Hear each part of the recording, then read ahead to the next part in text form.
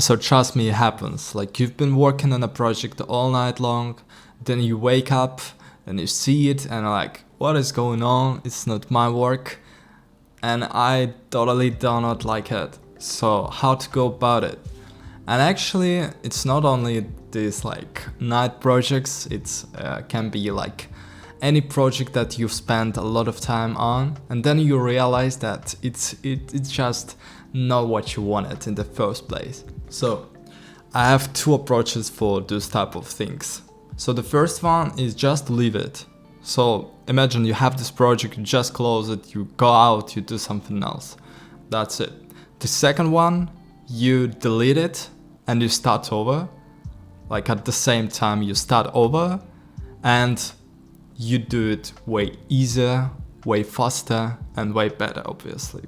Why is that? Because some projects are meant to be created for us to learn something. We done it just for us to learn something. And that's like how the art is basically. And like imagine like your favorite artist or whatever, and imagine how much work they actually trashed out. And that's kind of incredible because no one ever talks about those things in real life.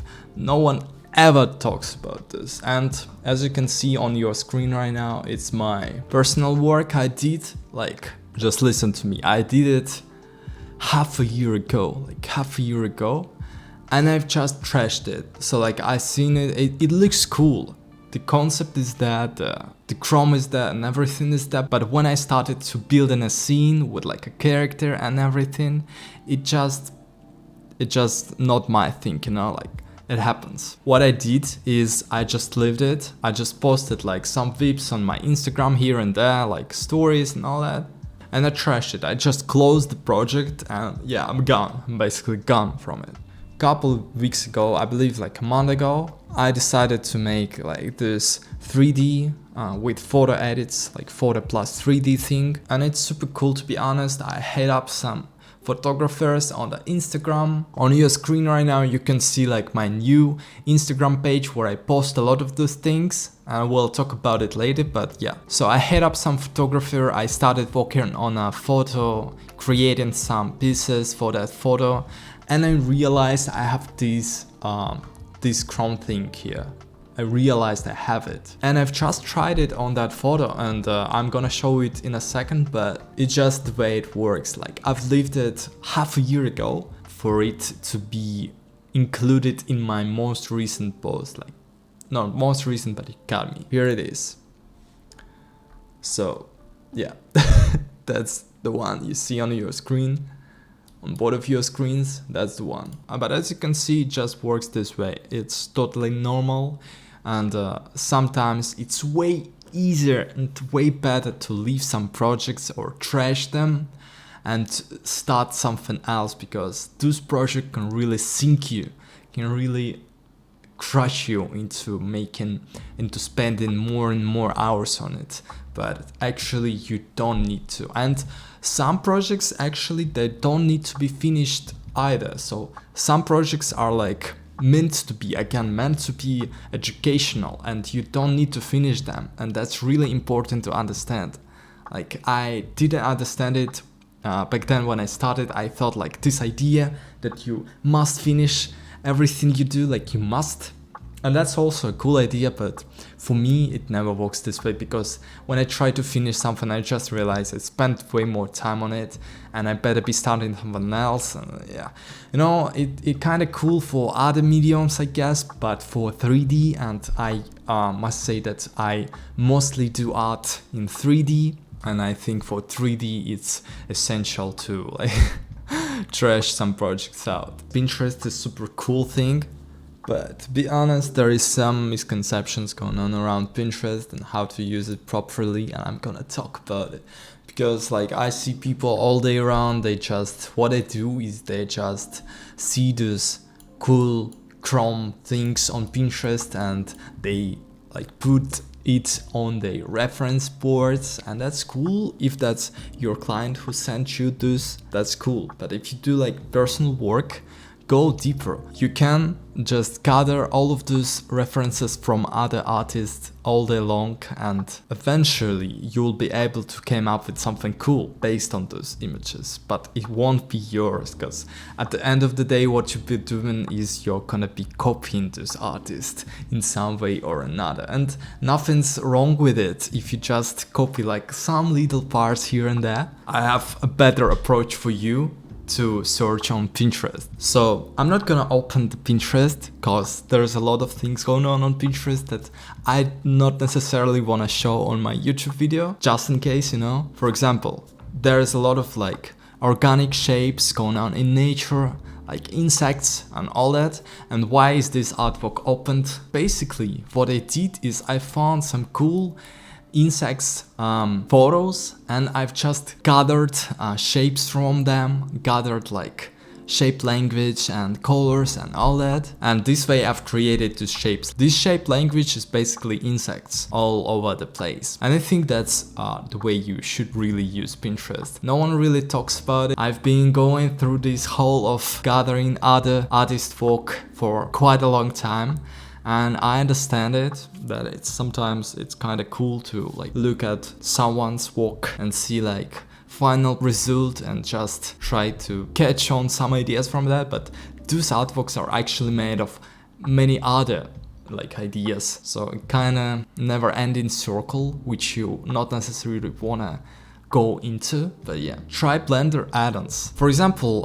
there is a cool things called Node Wrangler, and if you use Blender, you probably know that in every other software, I don't know why that is, and I don't really like being negative about it. I'm just saying that every other render engine such as Octane or Redshift, they have, so basically those render engines, they have like a preview, like a material preview. They show like what nodes are looking like, and that's what's cool about node preview add-on in Blender. I don't know who made it. It's not like sponsored or anything. It's just past 30 bucks you can really spend on Blender. So basically what node preview is, as you can see here, just previews your node. Yeah, that's right.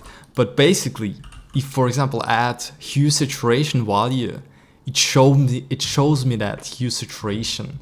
And for example here, as you can see, I can really like look how this bump map converts your bump into normal to go to normal, but you can really like look at it, you can see how it happens inside Blender, and that's what's cool about node preview. And I believe there is a lot more like add-ons for Blender, and I don't use too much add-ons myself, and that's why this tip is cool for myself as well. And I definitely gonna be using a lot more add-ons soon, and I would be really thankful for you if you can like suggest some of this in the comments. But yeah, I think one of the main things, like selling points of Blender, is having those add-ons. Don't ever compare yourself to others, and that's really tough, I know, but trust me, those people you're following, like those like cool artists, they don't compare themselves to others. And that's the thing, because it's so easy to fall into that hole of comparing yourself to others and doing what others do, and that's really like not cool way of doing things in the world. And I mean, if you're just a beginner and you don't really know what is going on inside those like softwares and how to use them, obviously it's totally fine for you to try to replicate some other artist's work. But if you do your art like for a year or two or more, then just try to like, you can gather some information, let's say. You can gather some information from other artists, but don't compare yourself. Don't do the same things as they are, because they are not the right person. They're not like the rightest person in the world to do these decisions instead of those ones. So don't think like they are the center of the world and you can be the center of the world yourself. Just stop comparing yourself. And for example, right now, like it's 2 a.m. for me. It's like night for me. And I'm like, okay, night. What should I do? Like play some video games? Obviously I can, but it would take me another 3 to 4 hours to play some video games and go to sleep. But if you are about to spend your night on your PC, which is not a super healthy thing to do, but I would really suggest you to do some art, to watch some tutorials. At night it's not perfect, don't do any of those things, but yeah, just go and do some art instead of gaming. And I know this is like the toughest one of those, it's like really hard, but trust me, it's the rightest way, the rightest decisions for me was to like delete all of those games which are like service games, you know what I'm talking about. And yeah, and I know this video wasn't about like technical things, and I think YouTube is kind of too technical at the moment, and I think the other part of the knowledge, like technical knowledge is cool, but there is also artistic knowledge, and that's what I'm trying to do, is to talk with you about like some art instead of tech things. And let me know what you think about it, let me know what you think about all of those topics I've just talked about. And as always, don't forget to visit my Patreon, because I have a lot of content there, and I go through like my art creation through whole process of my art creation. I have videos on Cinema 4D with Octane. Recently I've been getting more into Redshift, so I also have Redshift tutorials and some Blender tutorials and some Q&As with Code Things and ZBrush, which is we are gonna be going through on YouTube as well, but there's a lot of content on my Patreon about ZBrush already. And by the way, there is also a tier that just allows you to be a part of our Discord, so go check it out. We having some community there, and recently like more and more people been engaging into Discord community, and that's super cool. Honestly, that's the best thing in the world to speak with you guys. Go visit my Instagram, go visit all of my other social medias. Thank you so much for watching, see you in the next videos, and bye.